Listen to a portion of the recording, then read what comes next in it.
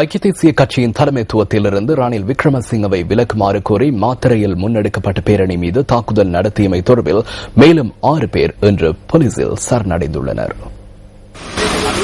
சட்டத்தரணி ஒருவரூடாக அவர்கள் இன்று போலீசில் சரணடைந்ததாக போலீஸ் ஊடக பேச்சாளர் சிரேஷ்ட போலீஸ் அத்தியட்சகர் அஜித் ரோஹணன் தெரிவித்துள்ளார். மாத்தறையில் இடம்பெற்ற பேரணி மீது தாக்குதல் நடத்திய சம்பவம் தொடர்பில் கைது செய்யப்பட்ட 47 பேர் இன்று பிணையில் விடுவிக்கப்பட்டுள்ளனர். குறித்த சந்தேக நபர்கள் இன்று மாத்தறை நீதவான் நீதிமன்றத்தில் ஆஜர்படுத்தப்பட்ட போதே இந்த உத்தரவு பிறப்பிக்கப்பட்டது.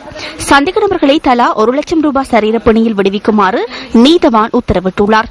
அத்துடன் ஞாயிற்றுக்கிழமைகளில் காலை 9 தொடக்கம் 12 மணிக்குள் மாத்தறை போலீஸ் நிலையத்திற்கு சென்று கையொப்பமிடுமாறும் நீதவான் உத்தரவு பிறப்பித்துள்ளார். எதிர்வரும் 25ஆம் தேதி சந்தேக நபர்களை நீதிமன்றத்தில் ஆஜராகுமாறும் நீதவான் உத்தரவிட்டுள்ளார். இதேவேளை இந்த சம்பவம் தொடர்பில் இன்று போலீசில் சரணடைந்த 6 சந்தேக நபர்கள் தலா 1 லட்சம் ரூபாய் சரீர பிணையில் விடுவிக்கப்பட்டுள்ளனர். நேற்று மாலை போலீசில் சரணடைந்த 3 பேரும் நீதிமன்றத்தில் ஆஜர்படுத்தப்பட்ட பின்னர் இன்று பிணையில் விடுவிக்கப்பட்டுள்ளனர்.